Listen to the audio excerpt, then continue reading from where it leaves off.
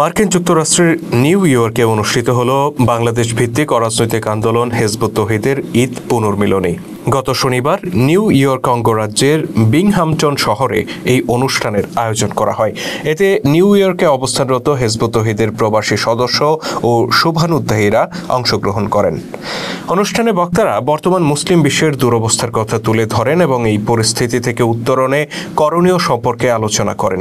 তারা বলেন, মুসলিম বিশ্বকে শক্তিশালী করতে হলে তাদের অভ্যন্তরীণ স্বার্থের লড়াই ও অনৈক্য দূর করে ঐক্যবদ্ধ হতে হবে।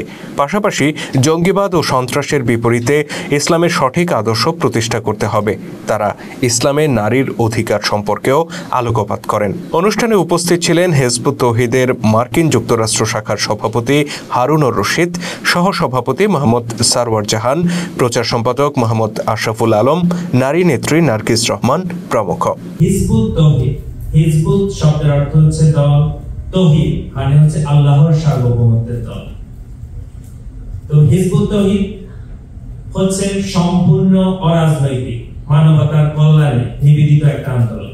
আমাদের এই আন্দোলনের প্রতিষ্ঠাতা ইমামুজ্জামান জনাব মোহাম্মদ বাইজিদ খান পন্নী, তিনি 1995 সালে টাঙ্গাইলের করটিয়ায় এই আন্দোলনটি প্রতিষ্ঠা করেন। প্রতিষ্ঠার শুরু থেকে এখন পর্যন্ত আমাদের কোনো আইন ভঙ্গ করার কোনো রেকর্ড নেই, আমরা কোনো অপরাধ করি নাই, কোনো দুর্নীতি করি নাই।